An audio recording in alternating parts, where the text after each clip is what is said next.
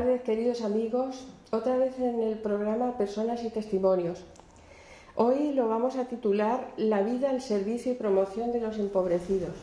Y nuestro invitado es Valentín Vilanova García, que por su nacimiento y su familia está vinculado a Lora del Río.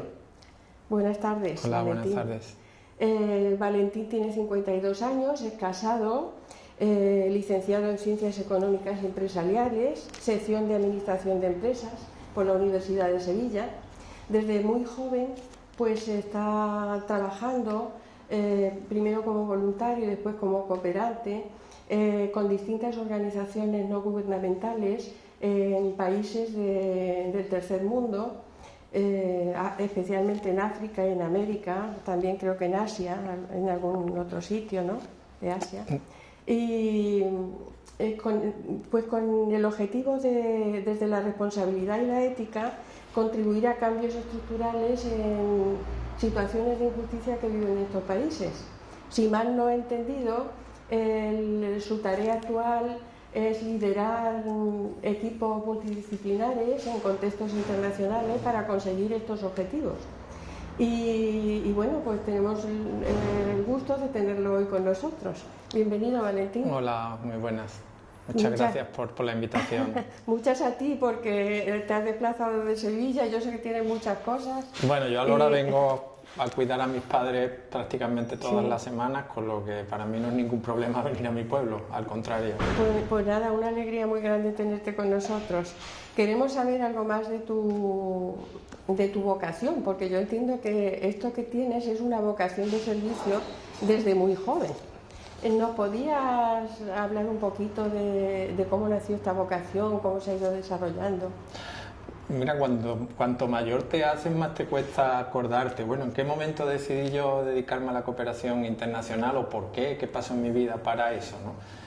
Y realmente no tengo la respuesta. Yo sé que pasaron como varias cosas en mi vida, creo recordar, y mezclo tres momentos. El primero fue el hecho de entrar en la confirmación, bueno, que había estado muchos años que no se confirmaban en Lora. A mí me pilló como esas primeras... Tú eres cristiano y de familia cristiana. Sí, por supuesto. Y en aquellas confirmaciones que se hacían, pues bueno, yo creo que a todos nos forzaban a preguntarnos, bueno, a qué íbamos a dedicar nuestra vida en el futuro, ¿no? Si iba a estar en consonancia con los valores que nos estaban inculcando en esas catequesis de confirmación, y eso pues me generó mis reflexiones internas, ¿no?, de a qué dedicaría mi vida. Eso después, a la vez, estábamos también en las juntas de hermandades de jóvenes de nuestro Padre Jesús, con amigos y primos y familia, y hacíamos campañas para Cáritas de recogida de alimentos, con lo que ya el vincularme a cosas sociales ya lo estaba haciendo en mi pueblo y me generaba pues satisfacción de contribuir al bienestar de terceras personas, ¿no? Y por último, también en esos tiempos venían por el Instituto Guadalquivir, de vez en cuando, para el Día de Andalucía y cosas de estas, venían misioneros, y recuerdo que vinieron un par de misioneros de África, y oye, a mí se me quedó un poco esa felicidad que traían esas personas de esas experiencias que estaban viviendo y que nos contaban, pues se me quedó ahí ese gusanillo, ¿no?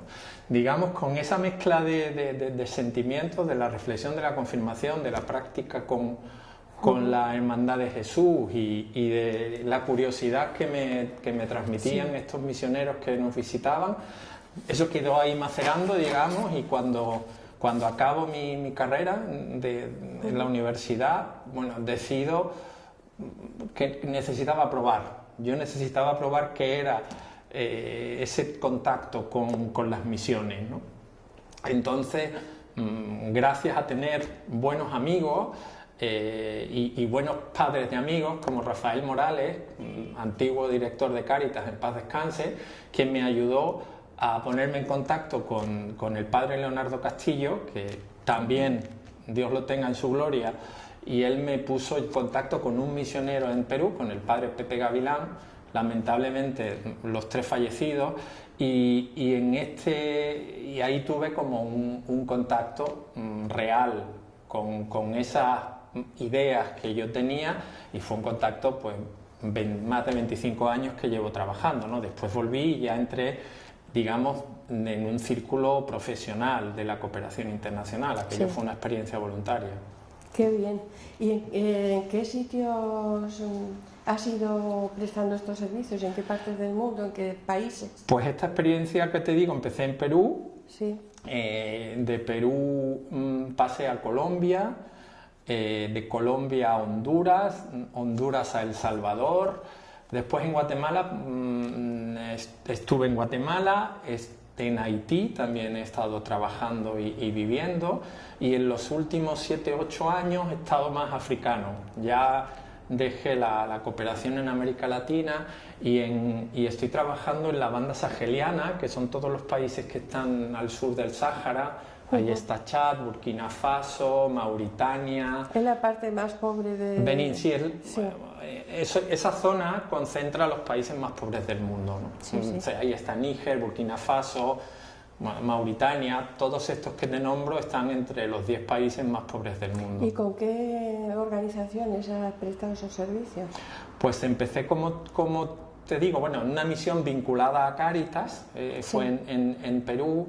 En Colombia estuve trabajando para el Gobierno de España, para la Agencia Española de Cooperación, en la Embajada de España en Bogotá, en Honduras para Naciones Unidas, para el Programa Mundial de Alimentos, y a partir de ahí han sido experiencias con organizaciones no gubernamentales. En El Salvador, con Ayuda en Acción, y toda mi experiencia africana está siendo con la organización en la que trabajo actualmente, que es Oxfam Intermón. ¿Desde cuánto estás en Oxfam Intermón? Uy, pues ya llevo 12 años, ¿no? Sí, ya llevo, tiempo, ¿no? ya llevo Pero un buen... estás viviendo aquí en España y Sí, actualmente te coordinas desde aquí. En mi trabajo en África, salvo en Burundi, donde sí viví continuadamente 3 meses, son misiones cortas. Voy, trabajo 10 días, vuelvo a ir otros 15 a otro país y me permiten vivir con mi familia en Sevilla. Entonces, pero es una movilidad continua. Sí, tienes que estar como una disposición continua. En cualquier momento. Me he perdido muchas romerías, muchas ferias. Muchas cosas familiares también. Exactamente. Sí. Bueno, pero es una cosa que a ti te gusta y es tu vocación, como estamos diciendo desde el principio. Las realidades que has encontrado en nuestros países durante los años que has servido en ellas tienen que haber sido variadas y seguro que tremendas, porque si has estado en contextos de pobreza, ¿cómo ha sido? ¿Con qué realidades te has encontrado tú por ahí? Claro, son 25 años de realidades, ¿no? Íbamos a estar como hablando días en relatártela. Si tratara de resumirlas, si yo tratara de resumirlas en qué me he encontrado y qué es algo como que lo he visto en América Latina, lo vuelvo a ver en África y cosas que sean como comunes en ambas realidades, es la magnitud de la pobreza. Es cierto que pobreza hay en todos sitios y muchas veces a mí me dicen, bueno, pero ¿y es que aquí no hay pobres? ¿Por qué no te dedicas a trabajar por los pobres de aquí? Por supuesto. Es otra pobreza distinta. Por supuesto, pero es una pobreza, bueno, en algunos casos puede ser distinta, es mucho más extrema, porque no hay servicios sociales, no hay luz, no hay agua, no hay Estado que te proteja, pero es la dimensión, es la cantidad de gente, es como que la tortilla se diera la vuelta, ¿no? Y lo que aquí son 2, 3 barrios pobres por municipio o por tal, y el resto son barrios normales o ricos, pues le das la vuelta, y lo normal es ser barrios pobres y lo extraordinario es ser barrios normales o ricos, ¿no? Entonces una cantidad importante de personas que viven prácticamente que no saben si van a comer ese día o que no saben si van a poder cubrir sus necesidades o si se ponen enfermas si van a poder tener para pagar un hospital, ¿no? Y esa magnitud de tanta gente viviendo esa realidad es sobrecogedora, ¿no? Pero a la vez también encuentras mucha esperanza y muchos esfuerzos colectivos y muchos esfuerzos comunitarios y mucha solidaridad dentro de esas comunidades, ¿no? Y se pone un enfermo el hijo de una y hay una forma de organización social que finalmente logran llevarle un poco de ayuda a la familia necesitada. Igualmente a la gente que estamos con ellos trabajando, bueno, yo he recibido un cariño que para mí es oro puro de motivación, ¿no? Claro. Uno piensa que va allí a dar y realmente lo que hace es recibir, ¿no? Y es muy reconfortante esa experiencia, ¿no? Suelen ser personas más solidarias que nosotros aquí en nuestro mundo. Quizás somos más individualistas, aquí vamos más a lo nuestro. Sí, yo creo que el desarrollo o la civilización va muy unida al individualismo y hay mucha pérdida de lo colectivo, ¿no? Más polarizada también los recursos en manos de muy pocos, quizá allí, ¿no? Sí. Hay un dicho que dice que en Europa cuando nace un niño añadís un circulito, un cuadrado, ¿sí? Y en África cuando nace un niño agrandamos el círculo, ¿no? Como para mostrar toda esta parte de colectividad. Perdona y termino. Antes cuando te decía lo de la pobreza y lo uno a lo que me acabas de preguntar, a la vez pues lleva aparejado minorías y élites que tienen unos niveles de vida que nunca vistos. O sea, yo he visto lo peor y también he visto bueno, pues gente que va de compras a Miami los fines de semana y ese tipo de riqueza, ¿no? Que aquí yo jamás me he acercado a nadie que viva en ese nivel de vida. Y la tercera cosa que es común denominador en mis experiencias es el poder de cambio de las mujeres. No quiero que se me enfaden los hombres que estén viendo la televisión en este momento, pero para mí, tanto en América Latina, en América del Sur, en Centroamérica, como ahora en África del Sur, en la banda saheliana, donde trabajo actualmente, siempre los proyectos liderados por mujeres son una garantía de éxito.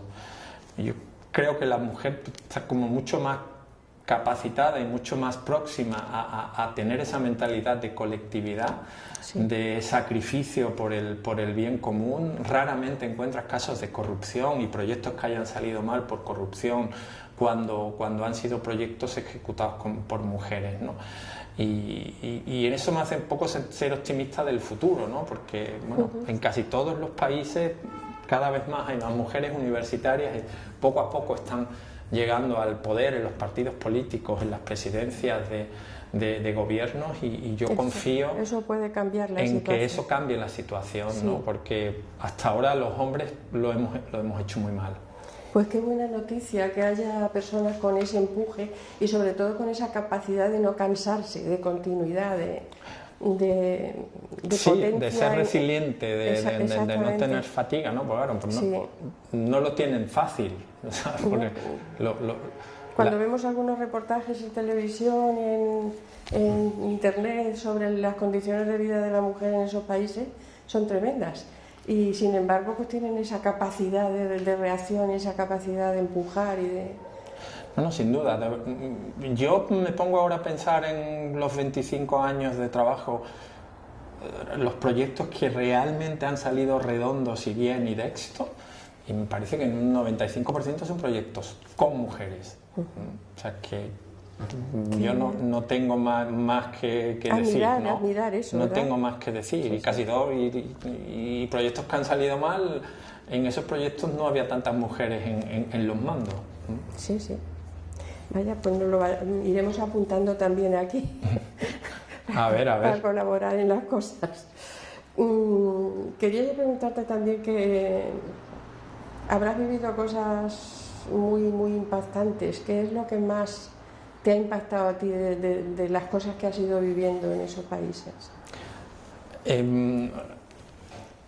A ver, si te parece, bueno, igual aquí me extiendo un poquito, porque te voy a contar así como algunas, ¿no? Hoy, por ser tú, te vamos a dar todo el tiempo que quieras en la televisión. Vale. Pues mira, y haciendo un poco de memoria con algunos de los países, ¿no? No te voy a contar de todos, ¿no? Pero yo recuerdo, y empiezo por el primero, ¿no? Que fue llegar a Perú a trabajar de voluntario. Yo no había salido del Oras, ¿no? Y llegar a Perú y ver esa cantidad de pueblos marginales en la capital, ¿no? De pueblos de las afueras, de los suburbios de Lima, de los extrarradios, que eran gente en aquel momento, venían expulsadas del conflicto de Sendero Luminoso en Perú, un conflicto que provocaba muertos el terrorismo y el contraterrorismo, porque el gobierno también, bueno, hacía como tierra arrasada y ahí morían justos y pecadores, ¿no? Ese proceso expulsó muchísima gente del campo que venía asignada a las ciudades y se asentaban en la costa peruana, en Lima y en las afueras de Lima, con esteras de esparto. Es de esparto, allí no llueve porque es una zona desértica toda la costa peruana, pero ver kilómetros y kilómetros de comunidades que vivían debajo de esteras, para mí aquello fue una dimensión de la nada, ¿no? Es decir, esto es como mucha nada, con kilómetros y kilómetros de gente que no tenía nada, ¿no?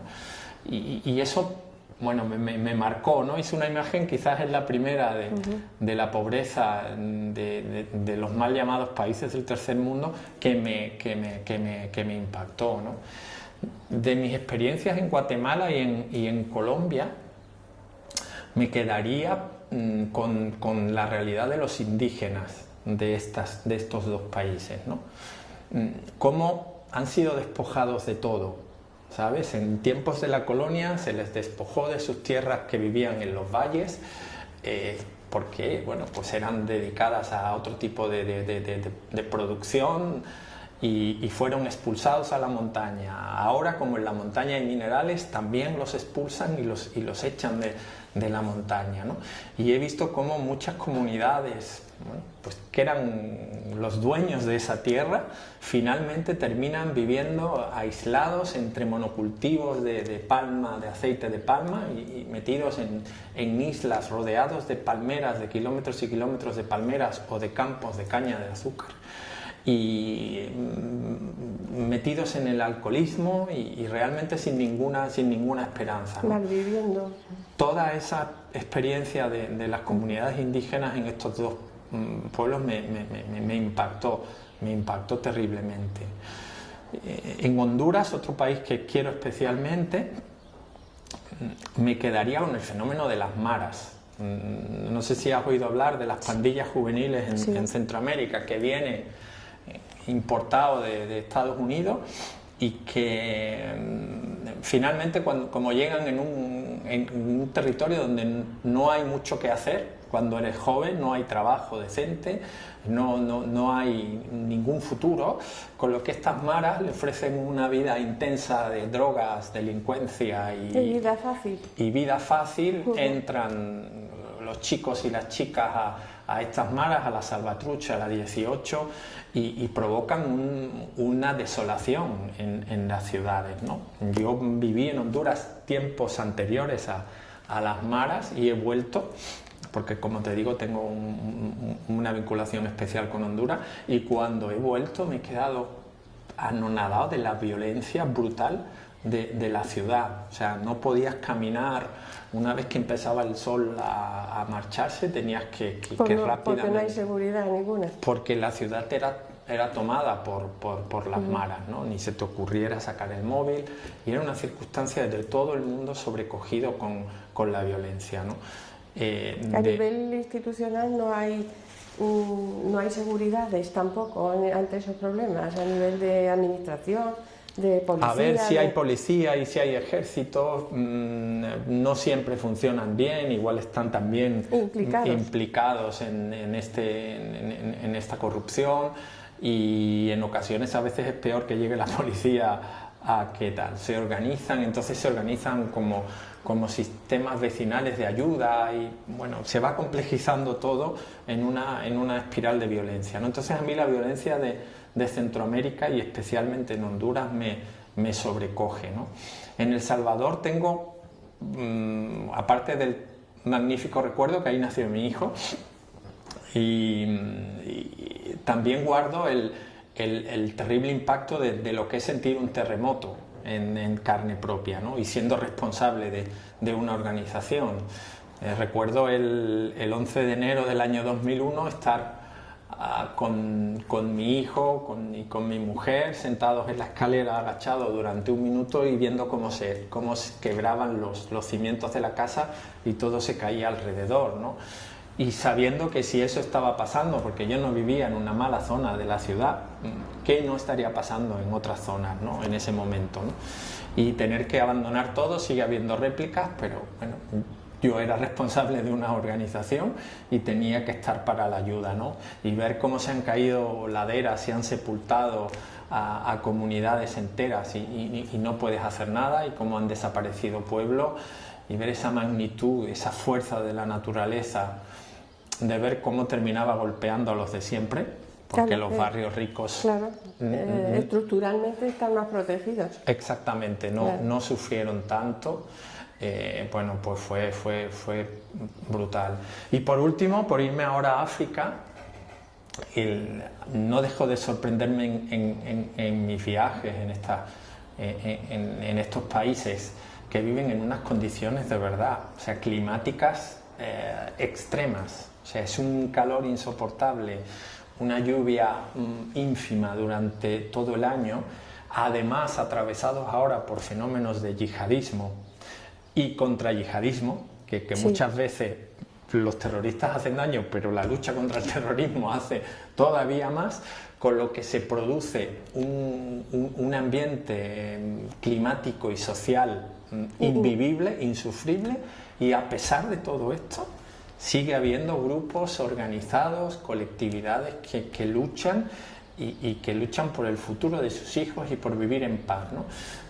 Y es sobrecogedor, ¿no? Dices tú, Dios mío, si aquí hay que salir corriendo. Yo saldría corriendo y hay pero gente sacan fuerza de flaqueza, como y son de allí, es su tierra, y hacen todo lo posible y lo imposible por defender aquello, ¿no? No, perdón que me he extendido mucho. No te has extendido, porque todo lo que estás diciendo es muy interesante, y además yo creo que también nosotros necesitamos sensibilizarnos ante las injusticias del mundo y ante lo que viven otros seres humanos, que nosotros quizá, pues bueno, ahora estamos pasando una etapa regular con esto de la pandemia y se avecinan también una etapa difícil en cuanto a lo económico, pero comparado con lo que tú estás contando, nada. Es otra cosa, otra realidad distinta. Sí, aquí como que en cierta forma teníamos ahí como un papá-estado que nos ha protegido siempre y hasta ahora, bueno, sí, es cierto que nuestros abuelos no. Y una cierta protección social, en fin, sanidad y cosas que no... Claro. Todas estas vivencias te han permitido a ti tener una visión global de lo que es la injusticia en el mundo. ¿Cómo lo ves tú eso? Desde tu experiencia? Mira, yo recuerdo cuando llegué a Perú y tenías como una idea de a ver, si este país es pobre, pues porque sus gobernantes son corruptos o porque la naturaleza los trata peor que a otros, y como las causas de la pobreza eran autóctonas, y España es rico porque trabajamos muy bien y porque somos... Y nos toca. Y finalmente todo el bienestar de unos está relacionado con el malestar de otros, y el mundo está relacionado, y hay países que emiten CO2, provocan un cambio en la atmósfera y hace que en el Sahel las temperaturas suban más de la cuenta y estas familias pierdan sus cosechas, y antes pasaban hambre o periodos de escasez una vez al año, y ahora en lugar de una vez al año son 2 o 3 veces al año. O que el acuerdo de pesca de la Unión Europea arruina a los pescadores de las costas de Senegal, Mauritania, y esta gente pues al final utilizan esas barcas para cayucos, y los problemas como que se interconectan, ¿no? O igualmente dejamos de ayudar a los países y la ayuda al desarrollo la destinamos para frenar la migración, pero la pérdida de ayuda provoca más migración. Los problemas siempre están, y lo que he aprendido es que todo está interconectado, ¿no? Está interconectado y además tenemos una corresponsabilidad, todos. Exactamente, ¿no? Y no es decir, unos son los buenos y otros son los malos. Y yo no quiero decir ahora que no hay corrupción en estos países, por supuesto que las hay, ¿no? Igual que aquí también las hay, ¿no? Pero que todo está interconectado, ¿no? Y que aquí nada es neutro y finalmente las cosas vuelven como boomerang, ¿no? Pues si tú no eres justo en tus relaciones comerciales, provocas pobreza en otro sitio, esa pobreza finalmente se convierte en una migración o se provoca en otra serie de problemas. Y es así como se produce. Yo creo, y en mi análisis un poco de la pobreza global, que hoy tenemos como tres grandes fenómenos, ¿no? Está todo el fenómeno del cambio climático, hay todo un fenómeno de desigualdad económica brutal y de desigualdades, desigualdad de género, desigualdades étnicas, desigualdades territoriales terribles, y es otro fenómeno que amenaza un poco la convivencia. Y después hay mucho movimiento de personas, ¿no? Masas de personas refugiadas, ¿no? Que no vienen para acá. O sea, que aquí realmente, aunque se vende que estamos siendo invadidos, que es totalmente falso, aquí vienen una ínfima parte. O sea, los problemas de desplazamiento los tienen en chat con la gente que viene de Sudán o tal. Eso sí que es tener... Todo el problema que ha habido en Siria, que también ha generado un montón de gente que ha tenido que salir de allí por necesidad. Exactamente. Y el fenómeno, en su conjunto, el fenómeno de las migraciones, pues tendrá su origen en todo eso que tú estás diciendo. Exactamente. Bueno, y trato un poco de resumir. Ahí hay como esos tres grandes fenómenos que según yo tienen mucha explicación del sufrimiento humano en la actualidad: la desigualdad, el cambio climático y las migraciones, la vulneración de derechos que se produce de esas personas migrantes. Bueno, esos son relatos espeluznantes por lo que pasan, y para cambiar eso tenemos que cambiar algo tan básico como es el sistema económico. No podemos tener un sistema económico que pone en el centro el beneficio de las empresas.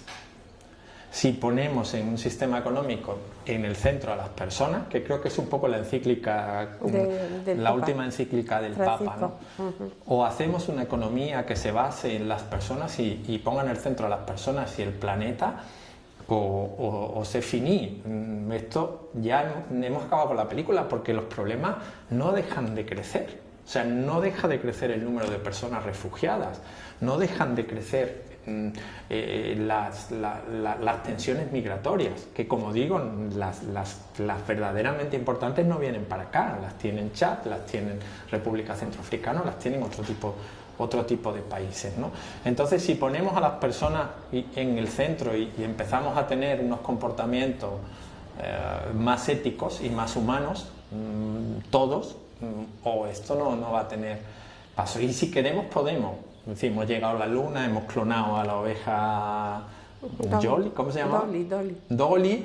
Hemos conseguido una vacuna contra el coronavirus en 5 meses, es decir, que tecnología y capacidad del hombre y la mujer tiene para acabar con el hambre en el mundo. Sin embargo, permitimos que hoy a 700 millones de personas se van a acostar con hambre. O 80 millones de personas viven refugiadas en países en los que no han querido vivir, sino que se han visto forzados a vivir. Entonces, yo creo que falta la voluntad, ¿no? Finalmente, el análisis. Aquí se sabe lo que hay que hacer, pero nadie está dispuesto. Pero no hay esa voluntad, ¿no? Sí. Y nunca es tarde, ¿no? Los intereses de cada uno se ponen por encima del bien común. Esas.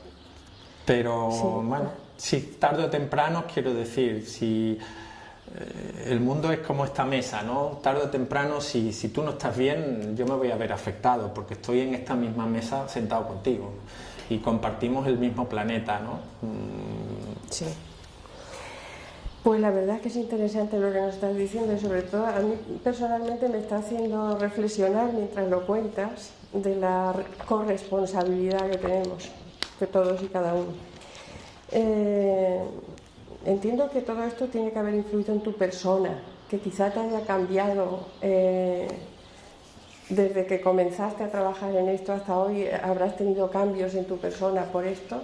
¿Cómo pues lo has sí, vivido? muchísimos, muchísimos, ¿no? Lo único que no cambió es que sigo siendo bético. Pero... Eso te vincula con tu patria chica. Sí, sigo siendo bético y sigo siendo católico también. Sí. Es que todas estas cosas son tremendas Sí, pero después, bueno, sí he cambiado mucho políticamente y mis ideas, ¿no? Y sobre todo, no sé, a mí hay una primera cosa que antes hacía y ahora ya no hago, o si lo hago me fustigo cuando me veo haciéndolo, es poner etiquetas. Los árabes son tal cosa, los sudamericanos son tal otra, o los catalanes son tal cual, o sea, hay personas buenas y malas, me las he encontrado en Lora del Río, en Sevilla, en Barcelona, en Chad, en Colombia o en El Salvador. Y hay buenas personas y hay malas personas. Y finalmente somos todos muy parecidos. Lo que queremos es pues que nuestra familia esté sana, que comamos todos los días y que estemos bien. Y todo el mundo quiere lo mismo, el que está en chat y el que está. Entonces a mí poner etiqueta cada vez me gusta menos, ¿no? Yo, por ejemplo, cuando se habla así de las personas árabes, realmente me enervo, porque yo suelo viajar, estoy rodeado de árabes en mis visitas a África y yo no he tenido ni un solo problema, al contrario, es gente a la que verdaderamente adoro y con la que los andaluces nos asombraríamos de los cercanos que estamos culturalmente, gastronómicamente, nuestras costumbres, los sabores que nos gustan. Yo no noto mucha gran diferencia en los sabores de las comidas cuando también viajo, es verdad ¿no? que hemos tenido una vinculación con ellos aquí durante 800 años, claro. Claro, 8 siglos, ¿no? Nosotros en América solo estuvimos 4, ¿no? Bueno, cualquier historiador ahora mismo me estará haciendo las cuentas.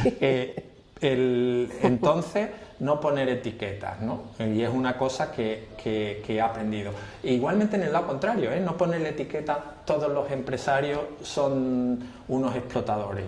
No. Yo he visto a una empresa de La Rinconada que se llama Sat Royal, que hace auténticas maravillas sociales en Marruecos.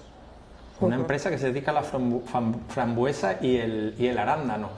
Y trata a las mujeres marroquíes que colectan esos campos de fresas, que no sé cómo las traten en el país mejor del mundo, pero es una maravilla de trato y de ejemplo de cómo se debe comportar socialmente una empresa, con lo que no me gusta ponerle etiquetas, claro, ni a la gente por la que yo trabajo, ni a muchas veces a otro tipo de sectores. Yo creo que todo el mundo es necesario. La segunda cosa que me ha cambiado en mi trabajo estos años es el querer engañarnos en encontrar soluciones simples a problemas complejos. O sea, la migración es un problemón que tiene el planeta. Y esto no se soluciona con muros o negando la entrada o tal. Porque es que necesitamos los migrantes en este país. ¿Quién va a coger la fresa en Huelva o los tomates en Almería? ¿O quién va a cuidar a nuestros ancianos? Es integrar. Son unos debates, a mí cuando se pretenden encontrar soluciones simples a problemas complejos, esa demagogia cada vez me produce más rechazo, ¿no? Sea para combatir... Hay mucha xenofobia también, hay mucho rechazo.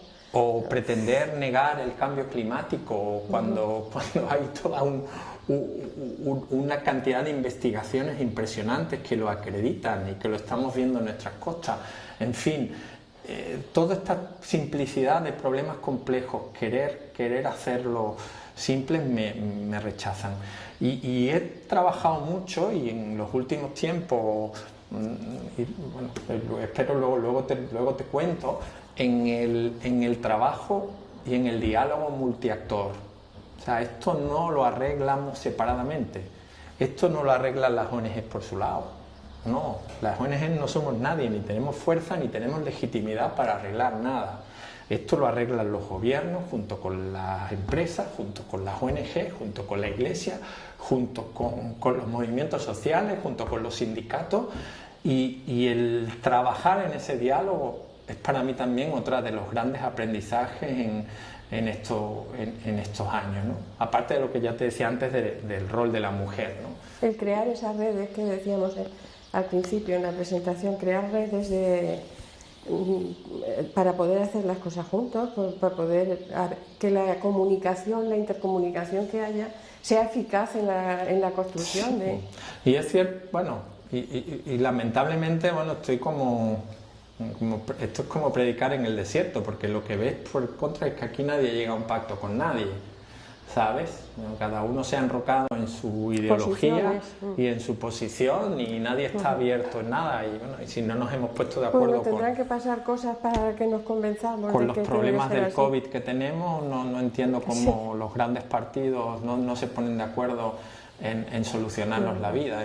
Bueno, es triste, pero para mí vuelvo que la gente del pueblo estamos un poco a ver qué hacen con nosotros, pero es cierto que tenemos también una corresponsabilidad a la hora de que los gobiernos que no gobiernan, entre comillas, sean más adecuados. Sí, a la hora yo creo que muchas veces, no sé, ¿no? También deberíamos empezar a ponerlo en práctica nosotros, ¿no?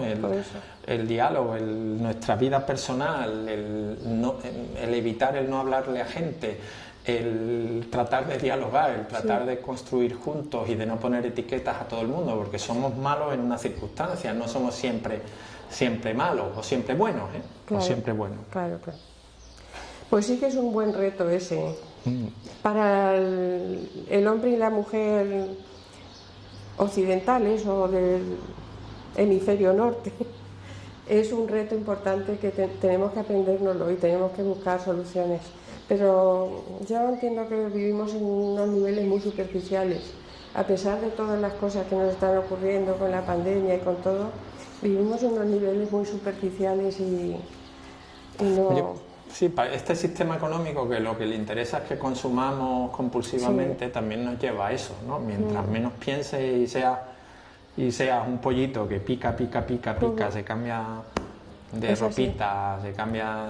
Es más, yo creo que a la gente que piensa de otra manera o que pone este tipo de cosas que tú estás diciendo, estas propuestas, pues te miran también como un poco un bicho raro. Es que no estamos instalados en la superficie de las cosas, no nos interesa. Sí, además preferimos a alguien que nos diga, mira, esto se soluciona tú por aquí, ya en está. los tweets, ¿no? Finalmente las redes sociales lo que quieren es simplificar y en 140 caracteres definir un problema y solucionar el problema de la desigualdad, y eso es imposible, ¿no? Bueno, pues yo creo que gente como tú y que están trabajando en estas ONGs y que están en primera línea de batalla con la gente que está sufriendo, con la gente que padece esas injusticias, tenéis que tener una vida también complicada en esos sitios. ¿Cómo vive un voluntario o un cooperante o un profesional de estas organizaciones en esos sitios? Claro, poder darte yo como una respuesta a eso es complicado, porque hay cooperantes y cooperantes. Sí. Si eres un funcionario de Naciones Unidas en un país, digamos, pues vives en unas condiciones muy buenas. Si eres un trabajador de una ONG en un país, no llegas a tener unas condiciones de ese tipo, tienes unas condiciones peores, pero tienes unas condiciones mejores que la población local. Y si estás en la capital o estás en zonas rurales, ¿no? Si estás en la capital, pues tienes ciertos servicios, suele haber electricidad, suele haber agua potable, suele haber algunas carreteras asfaltadas. Si estás en una zona rural, pues te olvidas de todo eso, con lo que depende de dónde estés ubicado y para quién estés trabajando, pues así tus condiciones cambian, ¿no? Generalmente siempre se viven con mayor incomodidad que aquí, incluso en las zonas donde tienes suerte de que hay agua, pues a lo mejor te pasa 2 semanas sin agua potable o otras tantas sin electricidad. No, si hay alguna vez internet se pasa meses sin funcionar. Los servicios de salud pues, bueno, no funcionan como deberían. Igualmente los sistemas de recogida de residuos, ¿no? Siempre hay muchas tuberías y se rompe. En fin, vives con incomodidad, ¿no? Y ya te digo, mientras más te alejas de la capital... Y también será con cierto riesgo, porque por ahí hay epidemias, hay otro tipo de... Claro. Hay una sanidad casi en mantillas, porque no... Exactamente, después a eso iba, ¿no? Y tienes como riesgos de salud o de seguridad adicionales, ¿no? Bueno, en fin, hoy en día yo te hablo últimamente por el Sahel, ¿no? Que en cierta forma un cooperante internacional puede ser un objetivo de determinados grupos, ¿no? Entonces tienes como muchas rutinas de seguridad y estás como con cierto estrés de seguridad.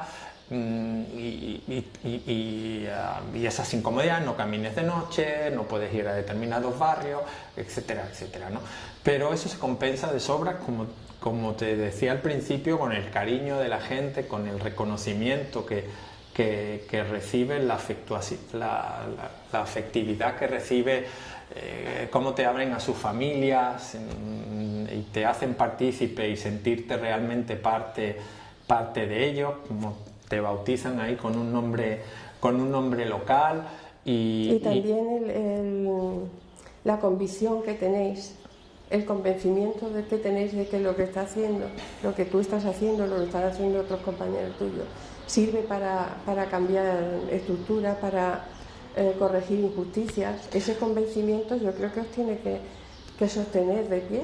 Sí, es cierto que, bueno, digamos que cuando vienen los momentos de bajona, de recuerdos de familia, de que te dan miedo a determinada enfermedad o que el proyecto no está saliendo bien, todo este tipo de momentos siempre, bueno, pues vas tirando de tu militancia, de tu convencimiento, del histórico que llevas, ¿no? Pues ya llevo 25 años trabajando y vas teniendo como bueno, tienes ahí una reserva espiritual para seguir remando, ¿no?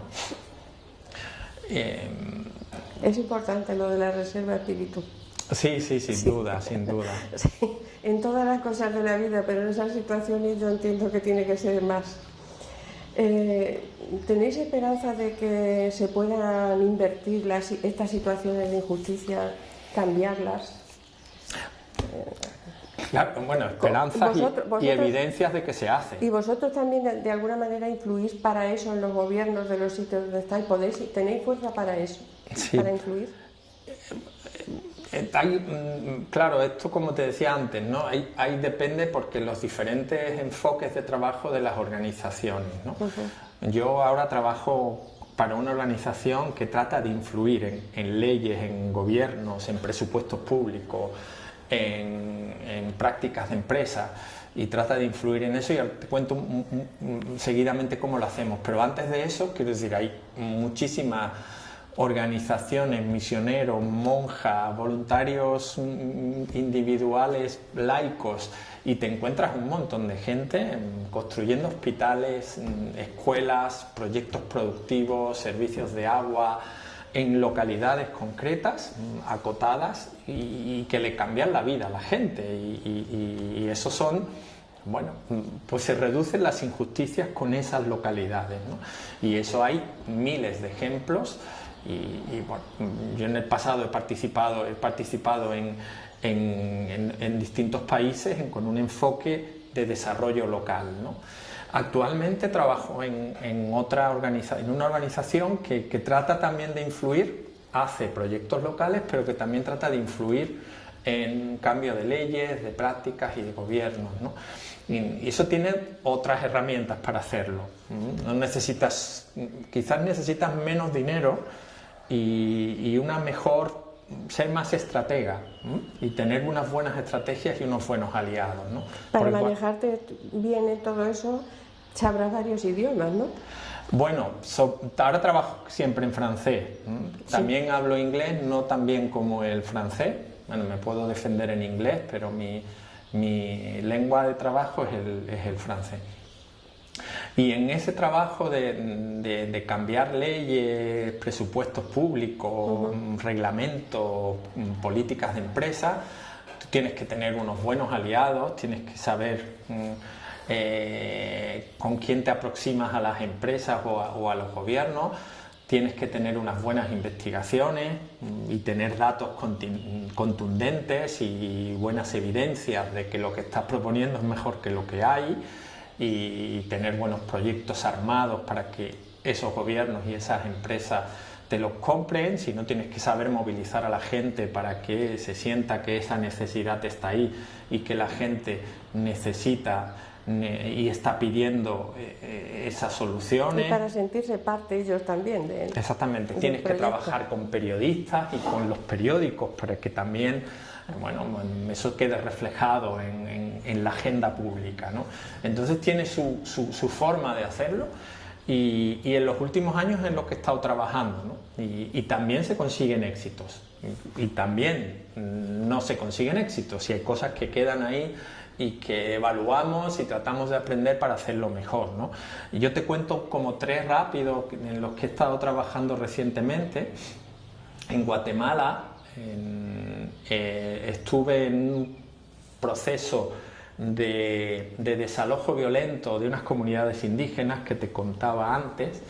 Estas comunidades fueron desalojadas de un día para otro y llegó la policía, les pegó fuego a sus cabañas bajo, bueno, una orden del gobierno en el que estaban en un territorio que no les pertenecía, porque eso había sido cedido a una empresa centroamericana de producción de ron, que no digo la marca porque está por aquí. Esta empresa, bueno, pues, desaloja a estas familias empiezan a movilizarse y pidiendo ayuda a las ONGs, y finalmente Oxfam decide acompañarlas, ¿no? Entonces, bueno, yo estuve en ese proyecto y tuvimos una movilización a nivel internacional importante. A través de Rigoberta Menchú en Change empezamos a recolectar firmas. Las redes de voluntarios de los Oxfam en distintos países hicieron actos delante de las embajadas de Guatemala en Inglaterra, en Francia, en España. Hicimos como bastante ruido internacional con ese caso. A nivel nacional buscamos a cantantes locales que empezaron a hacer como conciertos en favor de esa comunidad, y finalmente logramos que el gobierno restituyera las tierras a esta familia. No logramos que les diera las tierras expropiadas, pero sí les dieron nuevas fincas en otras localizaciones en la misma zona. Pero bueno, fue un cambio estructural y político. Y digo por qué fue estructural, porque ese éxito fue como muy difundido a nivel nacional por la prensa, y empezaron a llamarnos otras comunidades indígenas que también habían sido despojadas de sus tierras, y eso generó como una ola de movilizaciones, ¿no? Que, bueno, yo ya no seguí en Guatemala, ¿no? Confío en que ha seguido ahí. El segundo caso es muy cercano porque es en Marruecos y es con un tema de las producciones de la fresa. No voy a hablar de Huelva, voy a hablar de fresa marroquí, que se produce antes que la de Huelva. Y ahí se producía una vulneración de los derechos de las mujeres que recolectaban esta fresa en Marruecos, donde no tenían contratos de trabajo, por supuesto no estaban dadas de alta en la seguridad social, no había baños para las mujeres en las explotaciones agrícolas, no se les daba ni guantes, ni mascarillas, ni nada. Entonces estaban expuestas a los pesticidas y se enfermaban y tenían problemas de piel. y infinidad de problemas. Como organización la ayudamos a que se estructuraran como grupos de mujeres, empezamos a ayudarlas a que las formamos para que fueran portavoces, trabajamos con el gobierno, con el Ministerio de Trabajo, con la Seguridad Social, impulsamos para que la Seguridad Social mandara unidades móviles en pequeñas furgonetas para hacer y darles a la gente altas en la seguridad social en los propios campos y en los propios pueblos. Presionamos a los supermercados que compraban la fresa para que vinieran a Marruecos y presionaran a los productores para que cambiaran esas condiciones, es decir, trajimos a supermercados ingleses y en alguna ocasión hasta el Corte Inglés estuvo en este tipo de encuentros, y logramos en unos años que cambiara drásticamente la situación. Todas las mujeres tenían contrato, tenían dadas de alta su seguridad social, tenían sus guantes, tenían sus gorros, tenían sus baños, y cambió sustancialmente toda la zona. O sea, no fue solamente una localidad, ¿no? Y ahora en el que estoy actualmente, que estoy en Chad y sigo ahora por internet porque no puedo viajar y es todo por cámaras, y muy complicado porque la conexión en Chad no es todo lo buena que debería, y estoy trabajando con muchas organizaciones. Bueno, todo esto, aunque yo hable en nombre propio, siempre hay muchas organizaciones y diferentes, ¿no? Hay gobierno, hay empresas, hay jefes locales de tribus locales, porque en África muchas veces manda más el jefe de tribu que el presidente del gobierno, y ahora estamos en un proceso de cambio de la legislación de acceso a la tierra, porque las mujeres no heredaban la tierra, ¿sabes? La tierra siempre pasaba de manos de hombres a hombres, ¿no? Entonces tú te quedabas viuda y venían tus cuñados y te quitaban la tierra, porque le pertenecía a la familia y a los varones de la familia. Las mujeres no han pintado nada, siguen sin pintar, y estamos en un trabajo de cambiar la ley para que eso no pase, ¿no? Entonces estamos trabajando con grupos de mujeres, con grupos de jóvenes, con la FAO, que es la Organización de Naciones Unidas para la Alimentación, que tiene como unas políticas de gestión de la tierra inclusiva para las mujeres, con las redes de jefes consuetudinarios o de jefes de tribus africanas, en un proceso de cambio de eso. Y hemos hecho muchas caravanas con las mujeres visitando a estos jefes de tribus, pidiéndole tierras, y hemos conseguido bastantes cesiones de tierras a nivel de grupos de mujeres, y ahora pues estamos en el empeño de provocar ese cambio legal, ¿no? Que ya es un cambio para no a nivel local, sino a nivel nacional, ¿no? Sí. Entonces, con eso decirte que sí se producen cambios estructurales en estos años que he vivido, ¿no? Bueno, pues es interesantísimo todo lo que nos estás contando, y esperamos que esta tarea se pueda seguir llevando a cabo. ¿Tú crees que las organizaciones no gubernamentales como la que tú estás, Oxfam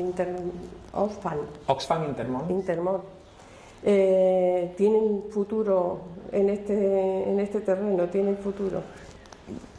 Claro, yo viendo un poco la deriva que llevamos como sociedad, pues mucho me temo que vamos a seguir siendo necesarias, ¿no? Porque no dejan de subir la pobreza, el número de personas que pasan hambre. Ahora con el COVID, pues imagina la que se está liando, y vamos a seguir siendo necesarios. Y bien, yo creo que tendremos y estamos cambiando, tendremos que cambiar y estamos cambiando, ¿no? Tendremos que trabajar en proyectos mucho más relacionales con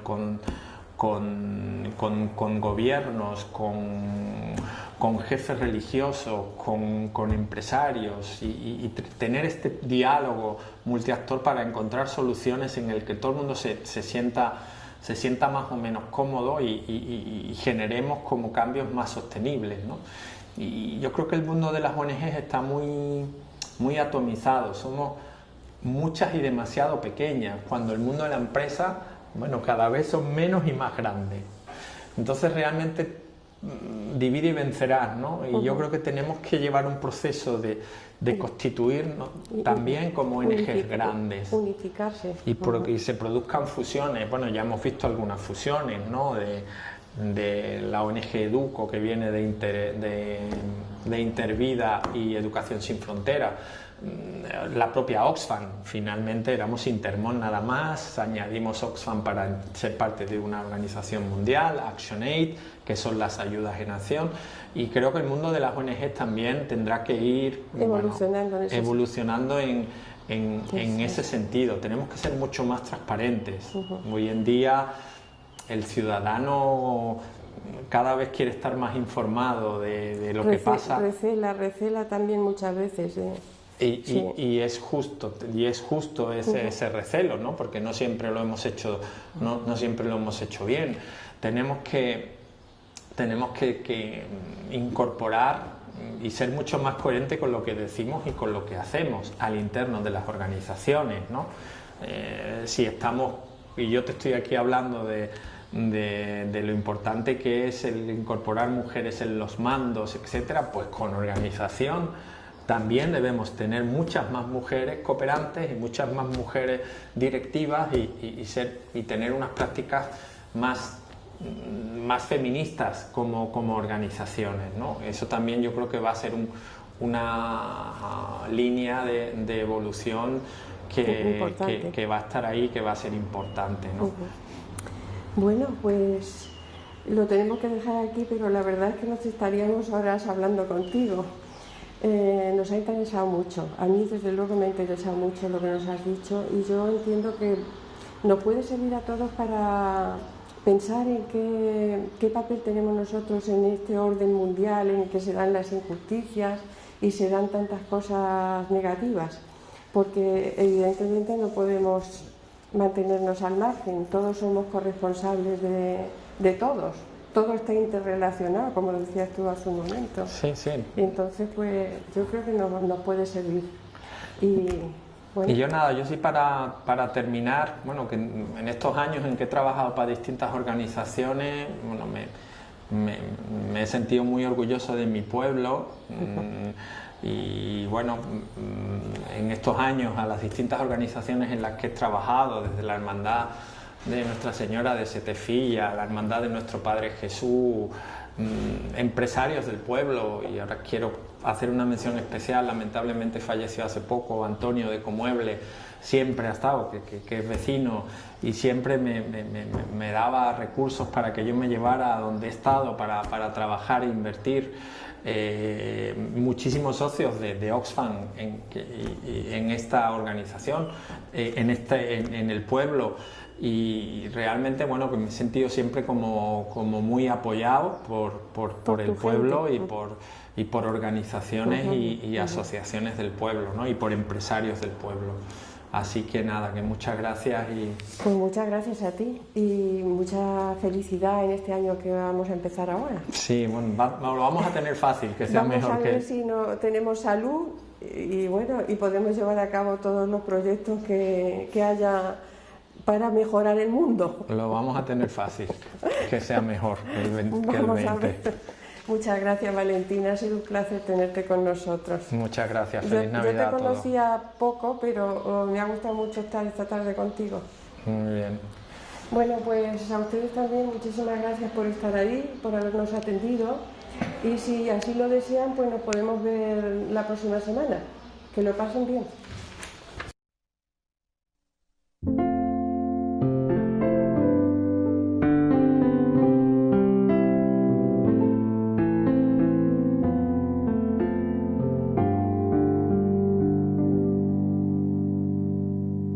Serenar el dolor y ese miedo a perder, ir abriendo camino a cuanto ha de nacer, agarrar la vida fuerte y estrecharla sin temer, entregar la luz a quienes saben que el futuro es está por ver, con las manos llenas de vida, con las manos llenas de vida.